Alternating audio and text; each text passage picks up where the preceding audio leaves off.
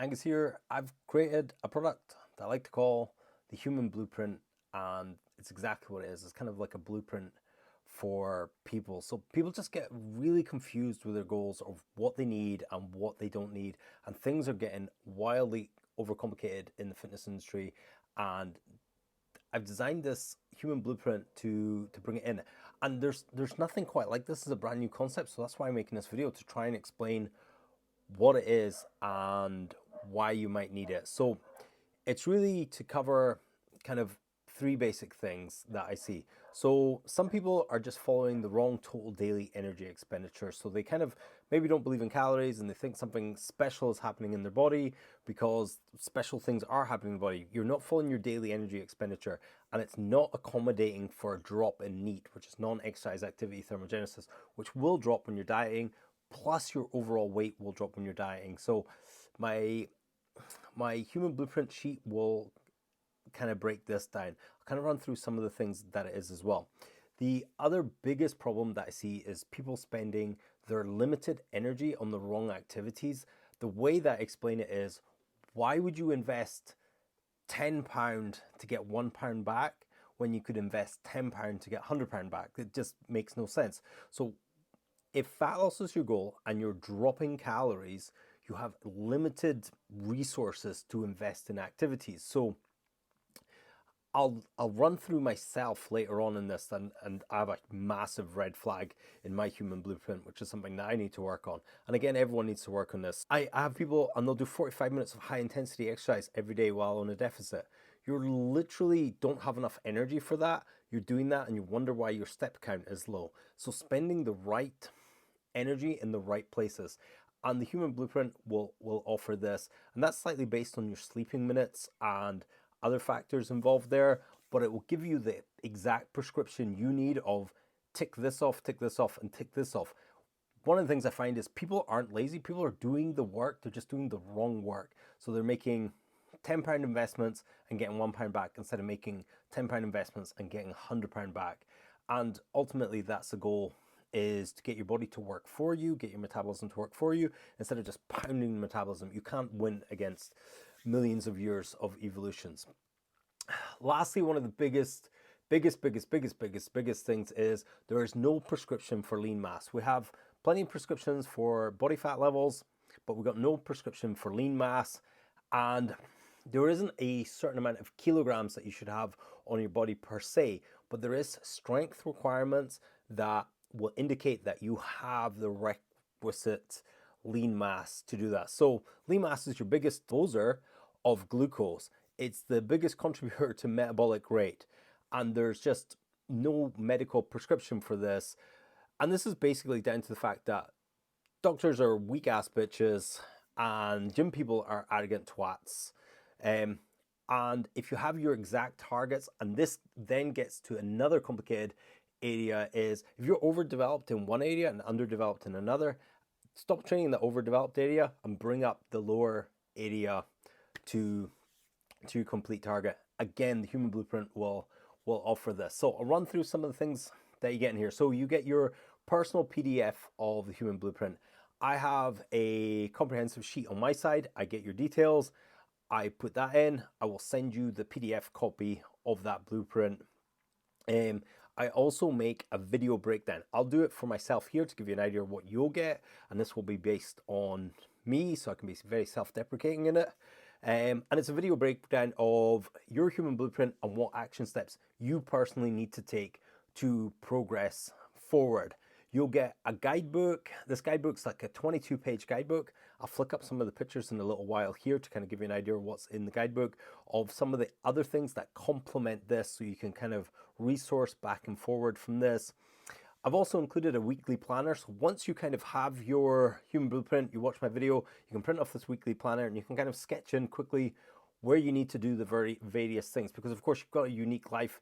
You know, just because I tell you that you need to train 5 days a week doesn't mean you're going to fit that into your schedule. You might only be able to train 2 days a week. So you can pick and choose where you're going to do the various things, like getting steps in, zone 2, high intensity, weightlifting, etc. And I also have a checklist in there, which you can kind of fill out and write where you're deficient, where you're not deficient, and it will give you a kind of visual reminder of these are the things that I need to work on. The things that you need to work on that are deficit, they're your £10 investment to get £100 back.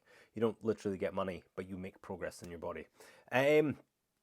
Also, I want this to be as comprehensive as it is, but some people will need a strategy call follow-up. So I offer a discount code in there if you want a strategy call. You don't need to. The price of the Human Blueprint will be in the description box below this video. I'm not going to say what it is because it will change. It will increase. I think this is hugely, hugely valuable. Now I'll just run through a few of the pages here of the Human Blueprint. This one is the Zone 2 test. I've covered this in my Zone 2 videos before, but basically you have your heart rate in Zone 2, or you do a talk test and you feel where you're at, and then your target watts is 1.5 times your ideal body weight. The Human Blueprint will work out your ideal body weight for you. If you can hold that for 20 minutes, then your Zone 2 is pretty good, and maybe you don't need to practice it as often, but it's also good to practice. The Human Blueprint will work out what your ideal watts are based on your ideal body weight, and it will let you know how often you should be doing that per day. So that's Zone 2. There's a little bit of aesthetic balance in here where your neck, your upper arm, and your calf should all be the same size. So you can just quickly measure those. This is part of the guide. It's not actually in the spreadsheet version of the Human Blueprint. This is just something you can do for yourself, and whichever area is needing to be worked up, you can specifically focus on those areas. These will probably be highlighted within the Human Blueprint in the structural balance part of the Human Blueprint. So here's a couple of other, just a sneak peek of some of the things that are in the manual here. Here is fuel. So you've got fat and carbohydrates. Carbohydrates are your premier fuel source for high intensity work. If your carb stores are low, you will raise cortisol and burn lean tissue. This is a huge problem. So in the blueprint, I give you a prescription for how much high intensity you should do, but you should really try and carb up for this. If you're in a calorie deficit in particular, make sure you have carbs in, otherwise you're going to do the exact opposite of what you're aiming to do for the benefit that you're trying to get out of high intensity. You're actually just going to go backwards, not forwards. And if this is something you've been struggling with for a while, then that is going to highlight. And I also want to give you a sneak peek of cortisol steal. So the cortisol steal, cholesterol comes into the body and it can make two hormones. It can make cortisol, or it can make testosterone.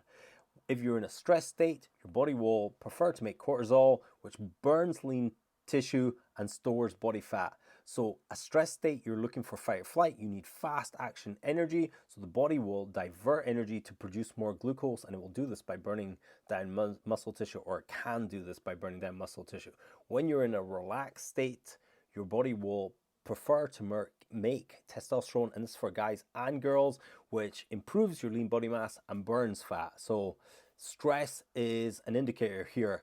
And again, the Human Blueprint will work out how much exercise you need not to activate this or to make exercise part of your stress. Of course, you can have plenty of other stressors in your life. So I'll get onto the breakdown of the spreadsheet now, or how the video will look when you receive it on your end. So here we have my sheet here. I'm going to zoom in here. I'm going to get this away here. Okay, so we've got my height, my weight, my neck, my waist, and those are the measurements that I need of a male. I also need hips of a female. So here we can see in this little box here that my body fat is 19.7%. That's fine. So healthy body fat for a male is between 10 and 20. So I'm at the higher end of healthy, but as I was previously being close to 35% body fat in my life, I'm happy enough with that. My lean mass here is 80 kilos and my fat mass is 19 kilos and my ideal body weight is 88 kilos. So I can get upset about that or realize that, so I'm 100 kilos just now, so a little over 10 kilos to lose. That's fine if that's my target that I want to do. My lean body mass is high, if anything, which is fine, and I'd rather have high lean body mass than having a particularly low body fat and also lean body mass. There's no point being skinny lean. Lean body mass, as I've said before, is really useful for clearing glucose from the system. So that's body fat taken care of and ideal body weight taken care of. And that would be me at 10% body fat. There's an argument to be made that I would be healthier at 15% body fat, which would be probably about 92 kilos. Again, so here, if we come over here to zone 2, so my target watts is 133 watts. And now I have to do the test to figure out whether I can hold that. I can hold 170 watts, so that's well in my wheelhouse, holding 133 watts, which is great. That means I'm efficient at burning fat. If you cannot hold what this sheet says for you, what the Human Blueprint says for you, then that's an area to work on. If we check this out, this is my resting metabolic rate, which is 1846. So 1846 is neither good nor bad. It's just a number. That's why I'd break even if I just sat down and watched Game of Thrones every single day. It is what it is. So over here we have steps. So 5,000 steps, 7,000, 10 in the green here, 12, 15. And these will work out different total daily energy expenditure. One of the questions I had on this was, is exercise included? I'm guessing that most people are doing 3 hours of exercise a week between their various things. So yes, exercise is included in these. Your steps is a good indicator of your NEAT, which has a big play on metabolism. So normally I do 10,000 steps. When I'm dieting, I'll drop down to 7,000 steps. So I break even at 2,200. And some days I will get as low as 5,000 steps, which means I break even at 2,000 calories. So if I'm dieting at 2,000 calories and normally at 10,000 calories, 10,000 steps, I would be creating a 400 calorie deficit. On those days, I'm breaking even at best. I've also got a little column here for deficit. So these are my different deficit calories depending on what step count I choose. These numbers are very fluid, and something to watch out, like people to watch out for, is what was your average steps last week. Will kind of indicate whether, if they're dropping, that's an indication that it's called adaptive thermogenesis, and it's not your resting metabolic rate that drops, it's your total daily energy expenditure, and it's really your lack of steps, which is an indication of your general lack of movement as well. So other things like blinking, tapping your foot, etc. But steps is a good indication. If they're going down, your metabolism is going down. You can easily solve that by walking more, by choosing to walk more. And this can happen just because of daylight hours. This will happen during the winter through daylight hours. So this will give me an indication of what calories do I need depending on my steps from last month, and also whether I'm going to hit a deficit or I'm going to try and hold at maintenance, or perhaps even a surplus if I wanted to build more muscle. If we come over here, this is our spreadsheet for the pyramid. So at the moment, I'm getting 9 hours of sleep. So 9 hours of sleep will translate to this much energy that I can devote to things. So my step target is a little over 10,000 steps. That's awesome. My zone 2 target is 21 minutes of zone 2 per day, or 129 minutes per week. And also I can do a little over 4 minutes of high intensity, or 25 per week. I can split this down however I want. However, we've also got this zone 4, zone 3. This is more your tempo pace. This is what you would do a semi-hard 5K in. So zone 2 would be easy work, and zone 3, 4 would be hard work. So I can trade my zone 2 and my high intensity for zone 3 work. I haven't put a weekly target for zone 3 and 4 because they're harder to recover from. So if you're running zone 3, 4, 3 times a week, I would ease off other things. These are things to think about. And down here in the little pink here, we've got our protein target. For me, it's 176 grams of protein. One of the things that I would just say to most people, this protein target is absolutely spot on and is pretty much what you need. If you eat that amount of protein, you're going to find dieting and hitting your deficit so much easier. So I might have this 1,700 calorie target, but I must spend those protein grams within that calorie budget. If I do that, I'm going to find it so much easier to diet. If I hit that protein target, that's going to solve so many problems. So as we move on here, this is the structural balance part of the spreadsheet. I do know that this will look blurry, so I'm going to show another picture and do a voiceover of another picture in a little while of this. We've got categories here: beginner, novice, you lift, strong, proficient, elite, and super elite. And here we've got actual back squat. So if you know your actual back squat, we can work out your structural balance of what you need to do. I'll show you a quick thing on mine that's very, very obvious that there's something imbalanced in my one. Where I would like most people to be, just as a point, is in the strong category. So for me, for the strong category, I should have 130 kilo back squat. And no, you don't need to do all these movements. These are just various movements that you can do. I would like someone to do something squatty, something hingy, push and pull. So for me, back squat 133, bench press 99. This is all in kilos, by the way. Let's say a deadlift in there, 159 deadlift. That would mean I would have enough. If I could do those movements, get a 1 rep max in those movements, and no, again, you don't need to do a 1 rep max, you can guesstimate some of these things. That would mean that I would be generally have enough muscle on my body. No, I'm not going to be a high performance athlete, but I'm going to be probably well above average, and I'm going to have enough lean tissue to do most of the things that I need to do health wise. And again, if fat loss was my goal, if I'm over that, if I just pursue those numbers or work off those numbers, I'm going to maintain as much muscle mass as possible and lose fat effortlessly. If we come over here, here is a little program that has come out. So based off, and this is based off my actual back squat. So my actual back squat here will give me, this is my weekly volume. I'm going to split that into 3 workouts. And this is my daily volume. So daily volume just means that's how much I need to do when I'm working 3 times a week. That's how much weight I need to move. And I can move that in any way I want. So for here, I've got squat 160 kilos. I'm going to do 3 workouts a week. And the weight I'm going to use is 104, which means I need to do 31 reps. So something I always say is close enough is good enough. So 31 reps is 3 sets of 10 at 104 kilos. And that's my workout for squat done. Then I would move on to hinge and I would do 124 for 10 sets of 10. Maybe I can't do 10 sets of 10. Maybe I'll do 6 sets of 5 for that. And then I'll move on to press, where I do 78 kilos. And again, close enough is good enough. Maybe I do 75, maybe I do 80. And again, it's 31 reps, so 3 sets of 10. And same for pull, I do 78 kilos and I need to get 31 reps, so I do 3 sets of 10. That's my workout over. The following week, I would increase the reps, and this just is a progressive program that comes down here. You may also want to increase the weight rather than increasing the sets and reps that you want to do. It's just giving you an indication. What's the most important thing is the daily volume, that you hit in the daily volume, and you can break that down any way you want. I'm going to come back to this with a screenshot just now.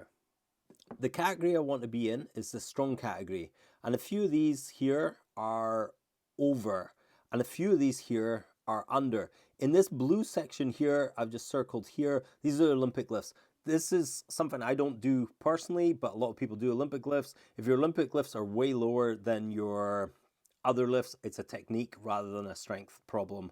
Just a quick for your information there. Okay, so in the strong category here, I have deadlift and standing reverse curl, but everything's over or under that category. The reason some of these things are under is because a good morning, a stiff leg deadlift, trap bar deadlift, and things is mainly because I broke my back, so my back is a bit weak. So these numbers are a bit weak. So the structural balance spreadsheet pretty much highlights that I have a back issue here, where my upper body stuff is pretty good.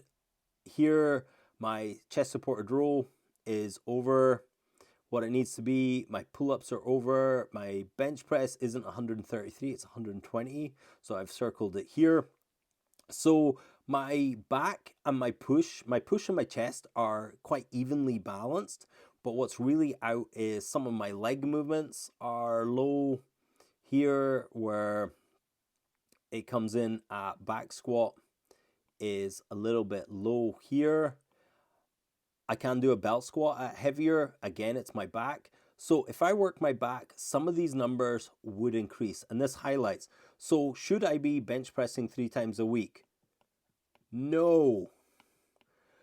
Should I be bench pressing heavy and spending all this energy on bench pressing. No, the spreadsheet I showed you before had me at 78 kilos bench pressing, which is super easy for me, but that would just be enough to create some maintenance in my body, and then I could spend that 3 sets, or the energy that I would normally do, normally do like say sets at 90. So this would be an RPE of say 5 out of 10, where RPE of 90 would be like an 8 out of 10. I could spend that energy here and invest some energy working my lower back and working my legs to get the leg strength up, and working some of that volume over onto the leg strength, particularly working on the lower back. If I wanted to invest some time in practicing the Olympic lifts, I could do that. But primarily where my biggest deficit is, I'm spending too much energy here on stuff that really doesn't need to get better, and I'm not spending enough energy over here on things like my back squat, front squat, and particularly elements that use my lower back. So I need to do some lower back isolation work. So that's how you use the structural balance spreadsheet. When I make a video for you, I'll kind of detail out what highlights out to me and kind of give you action steps, what you need to do. Like I said, you could book a follow-on call if you wanted, if you needed to, but I'm hoping for most people you don't actually need to do that. Anyway, thanks for checking out this wee presentation, and hope to speak to you soon.